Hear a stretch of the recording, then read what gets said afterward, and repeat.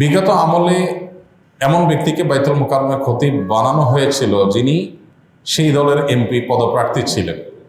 তার নামাজ পড়ানোকে কেন্দ্র করে আজ বাইতুল মুকাররমে মারামারির ঘটনা ঘটেছে। ইন্না লিল্লাহি ওয়া ইন্না ইলাইহি রাজিউন। নতুন খতিব এখানে নিয়োগ পেয়েছে, উনি আজকে বক্তৃতা দিতেছিলেন।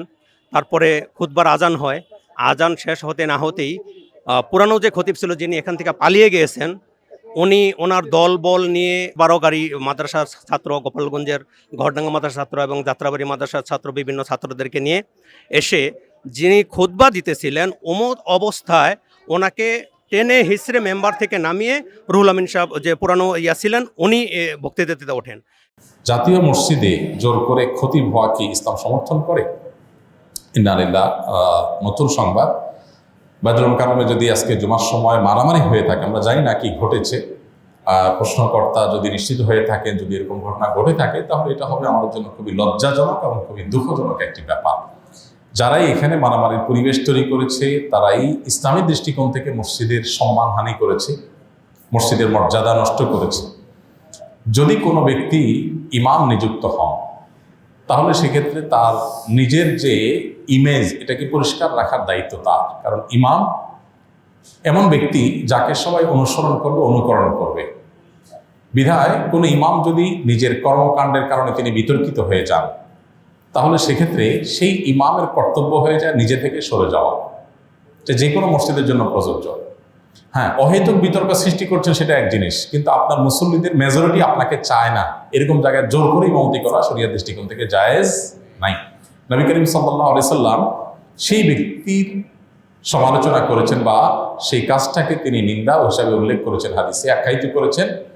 যদি কোনো ব্যক্তি ইমামতি করেন অথচ তার মুসল্লিরা তার উপরে কারে বা নাখোশ, মুসল্লিরা তাকে চায় না, তারপরে তিনি জোর করে ইমামতি করতে চান, এই ইমাম কখনো ভালো মানুষ হতে পারে না এবং এই কাজটা কখনো ভালো কাজ হতে পারে না। নবী করিম সাল্লাল্লাহু আলাইহি ওয়াসাল্লাম হাদিসে এই কাজটি খারাপ হওয়ার ব্যাপারে আলোচনা হয়েছে। অতএব এই রকম পরিস্থিতিতে জোর করে আমাকে ইমামতি করতে হবে, খতিব করতে হবে, এটা একেবারেই ন্যাক্কারজনক। এবং বিশেষ করে জাতীয় মসজিদের মতো জায়গা যেখানে আসলে গোটা দেশের মানুষ যেটার দিকে তাকিয়ে থাকে, যেখান থেকে শেখার চেষ্টা করে, সেখানে এরকম ঘটনা যদি হয়ে থাকে সেটা খুবই দুঃখজনক এবং মনোবিপ্রেত ঘটনা। এরকম হওয়া উচিত না। মসজিদের আদব লেহাজ আমাদের সবাই বজায় রাখা উচিত। সবাই কোনো যুক্তিতে মসজিদে মারামারি, কোনো যুক্তিতে যে মসজিদই হোক সেটা গ্রহণযোগ্য না। আল্লাহ তাআলা আমাদেরকে হেদায়েত দান করুন।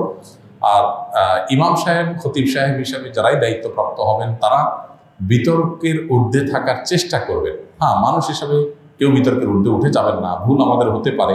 কিন্তু যদি মেজরিটি মানুষের কাছে আমি বিতর্কিত হয়ে যাই বা মেজরিটি মানুষ যদি আমাকে না চায় তাহলে সেক্ষেত্রে আসলে জবরদস্তি সেখানে জায়গা বা চেয়ার দখল করা বা ইমামতির জায়গা দখল করে রাখা এটা একেবারে অযৌক্তিক। মসজিদের সম্মানার্থেই, আল্লাহর ঘরের সম্মানার্থে, দিনের প্রতি শ্রদ্ধার জায়গা থেকে আমাদের এই সমস্ত ক্ষেত্রে দায়িত্বশীল হওয়া উচিত। কি ঘটেছে সেখানে আমরা পুরোপুরি যদিও জানি না, কিন্তু যদি বাইতুল মুকাররমে এরকম ঘটনা ঘটে থাকে আজ, সেটা হবে আমাদের জন্য খুবই লজ্জাজনক ঘটনা এবং খুবই দুঃখজনক একটি ঘটনা।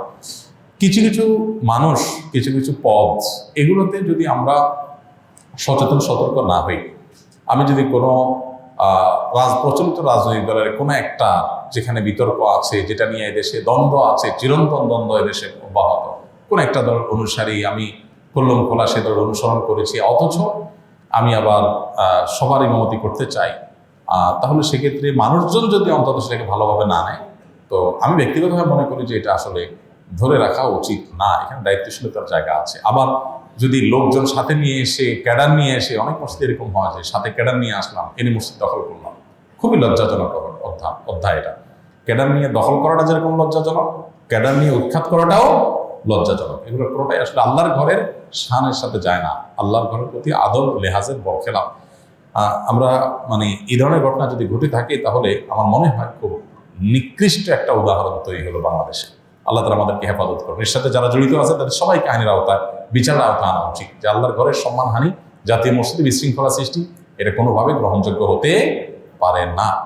দলবল নিয়ে, আপনি লোকবল নিয়ে, ক্যাডার বাহিনী নিয়ে এসে মাস্তানি করবেন, এই মাস্তানির জায়গা অন্তত আল্লাহর ঘর না। আল্লাহর ঘরে মাস্তানি কোনোভাবে গ্রহণযোগ্য হতে পারে না। এর বিরুদ্ধে সর্বোচ্চ ব্যবস্থা গ্রহণ করা উচিত। আল্লাহ তাআলা আমাদেরকে হেদায়েত দান করুন।